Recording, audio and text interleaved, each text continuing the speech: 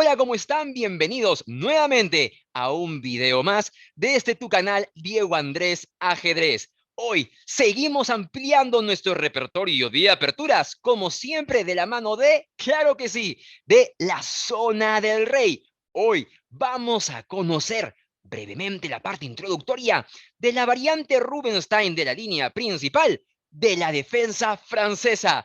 ¡Comencemos! Muy bien, la variante Rubinstein de la línea principal de la defensa francesa. Esta variante se plantea luego de la siguiente secuencia de jugadas. E4, E5, francesa. D4, D5, presionando sobre el peón de E4. Caballo C3, defendiendo el peón e ingresando a lo que es la línea principal de la defensa francesa. Y finalmente, D por E4, lo que plantea la variante Rubinstein de la línea principal de la defensa francesa. Conozcamos un poco, aprendamos un poco acerca de esta línea. Primero, esta variante, te voy comentando, es una de las menos practicadas por los grandes maestros cuando plantean la defensa francesa. ¿Esto a qué se debe? La razón principal es que en la francesa, no te olvides, anótalo bien, y sé que ya lo sabes, el objetivo de las negras es presionar qué peón. ¿Lo recuerdas?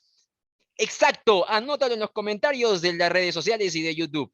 Es presionar sobre el peoncito de E4. Por eso hemos jugado en algún momento, si somos negras, E6 de 5. La idea es presionar sobre ese peón central de E4. ¿Qué sucede en esta variante Rubinstein de la línea principal de la francesa? Cuando realizamos esta captura de D por E4, la presión sobre el peoncito de E4, tratando de que sean las blancas las que ante la presión sucumban y capturen nuestro peón de D5, ya no está, ya desapareció, ya no es posible. Ahora, con esto te quiero decir que la línea o la variante Rubinstein es mala. Claro que no, es totalmente jugable. Lo único que te quiero decir con esto es que algunos planes van a ser un poco diferentes. Ya no se va a presionar sobre el peón de E4 porque simplemente ya se realizó el intercambio para desaparecer la tensión que había en el centro.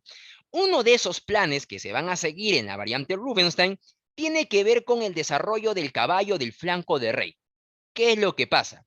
Luego de D por E4 y la lógica natural caballo por E4, las negras lo que van a querer hacer es, exacto, desarrollar sus piezas menores al centro y si es posible, primero las que están en el flanco de rey para poder realizar el enroque. Pero acá hay un problema. Cuando el caballo blanco se sitúa en la casilla E4, si las negras tratan de desarrollar, como bien dictan los principios de la apertura, primero su caballo del flanco de rey, después de caballo F6, caballo por F6, dama por F6, las blancas no van a tener ningún problema en desarrollar sus piezas, el caballo F3, alfil y demás, y llegar a una posición bastante cómoda en el futuro. Así que, ante esta imposibilidad, inconveniente, quizá malestar por parte de las negras de su desarrollo del caballo a F6, ¿qué es lo que deben hacer para poder lograr este tan ansiado desarrollo? Fácil. ¿Qué es lo que tienen que hacer primero? Exacto, defenderlo, tratar de proteger esa casilla F6 para que cuando se realice el intercambio no haya el problema de sacar la dama tan pronto. Es por eso que en esta variante, no te olvides su nombre, ¿cuál es la variante? Exacto, Rubinstein.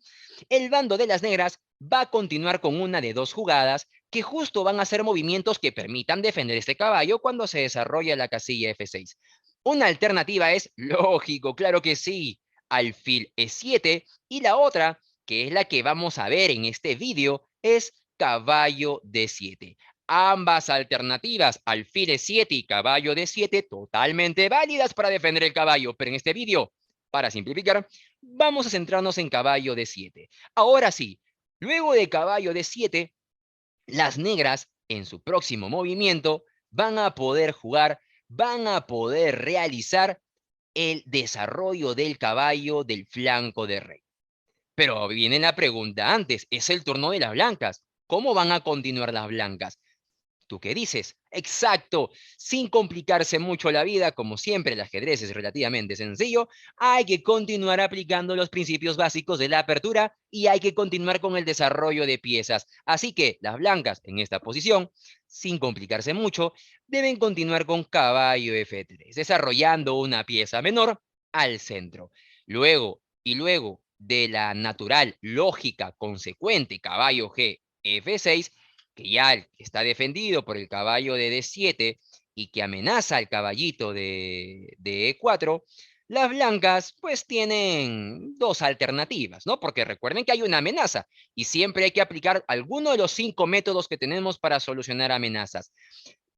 Las blancas pueden pues eliminar el caballo de F6, caballo por F6, o defenderlo quizá a través de la jugada alfil de 3.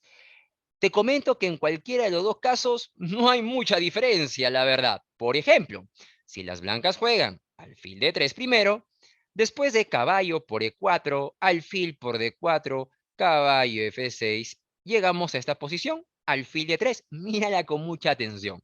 Ahora te voy a mostrar qué pasa si juegan, en vez de alfil de 3, caballo por F6 eliminando la pieza atacante.